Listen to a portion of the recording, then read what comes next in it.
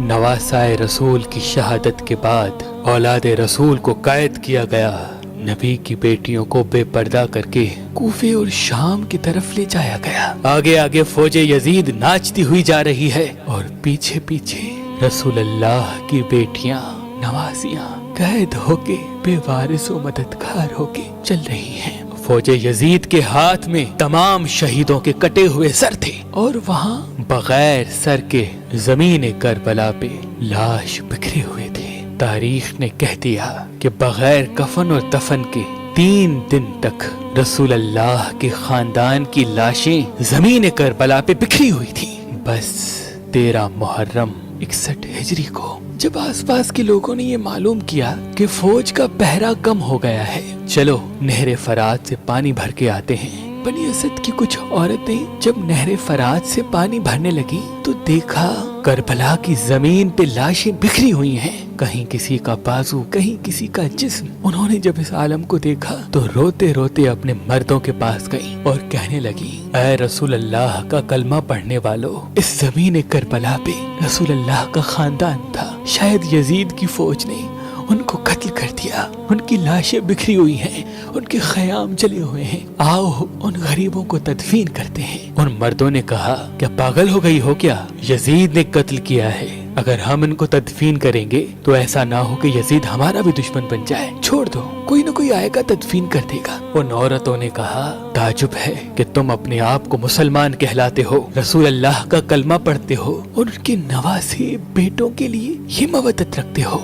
क्या कहा था रसूल अल्लाह ने कि मैं अजरे रिसालत कुछ नहीं मांगता सिवाय इसके कि मेरी आल से मोहब्बत करो, मवद्दत करो। अगर तुम नहीं जाते न जाओ, हम जाएंगे रसूल अल्लाह के नवासे को तदफीन करने। बात जब यहाँ तक पहुँची तो उन मर्दों में से कुछ की गैरत जाग गई और वो औरतों के साथ जमीन करबला पहुँचे।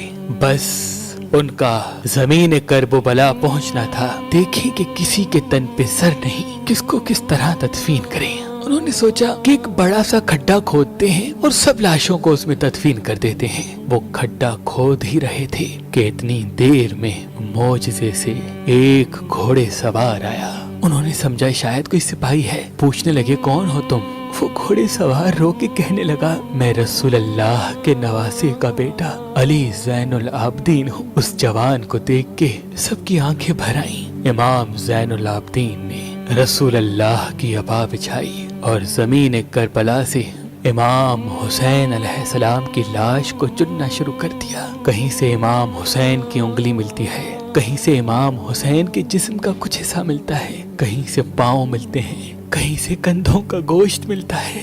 बस इमाम हुसैन की लाश के टुकड़ों को रसूल अल्लाह की अबा में जमा करते हैं और एक जगह जमीन को थोड़ा सा खोदते हैं तो वहाँ पहले से ही कब्र बनी होती है। इमाम हुसैन अलैहिस्सलाम को उस कब्र में तदफीन करते हैं और उनके साथ अपने भाई अली अकबर और अली असगर को भी तदफीन करते हैं और एक कब्र बना देते हैं। और वहाँ जो उन लोगों ने बड़ा सा खड्डा खोद दिया था, वहाँ दूसरे लाशों को तदफीन करते हैं और उस जगह को आज भी गंज शहीदा कहा जाता है, जहाँ सबकी लाशें एक साथ दफन है। बस सब लाशें तदफीन हो चुकी तो किसी ने कहा, एक लाश रह गई। ये देखो, एक कोई बूढ़ा साहबी है, इनको हमने तदफीन नहीं किया। इमाम सज्जाद रो के फरमाने लगे, ये हबीब इब्न मज़ाहिर है।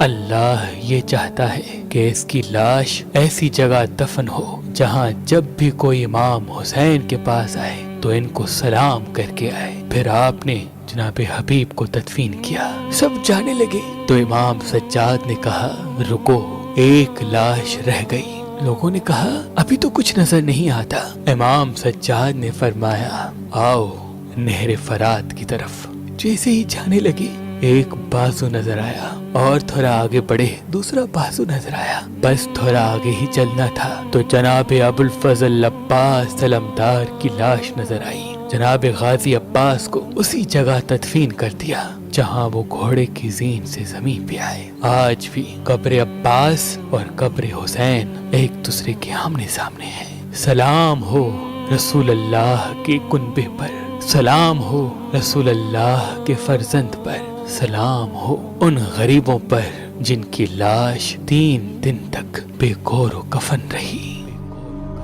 اللہ کے ولی حضرت شاہ شمس تبریز نے فرمایا کہ حسینی عقیق پہننے سے نظر، تعویذ، جادو انسان پہ اثر نہیں کرتے اور انسان کے کاموں میں رکاوٹیں ختم ہونے لگتی ہیں۔ تو ابھی ہماری ویب سائٹ مہربانی.com پہ آئیں اور یہ پتھر حاصل کریں۔ آپ اپنا لکی پتھر ہماری اپلیکیشن جو گوگل پلے اسٹور اور آئی فون ایپ اسٹور پہ موجود ہے ان سے بھی حاصل کر سکتے ہیں۔ مزید معلومات کے لیے ہمارے نمبر پہ کال کریں۔ اللہ آپ کو سلامت رکھے، اللہ آپ کو سلامت رکھے، اللہ آپ کو سلامت رکھے۔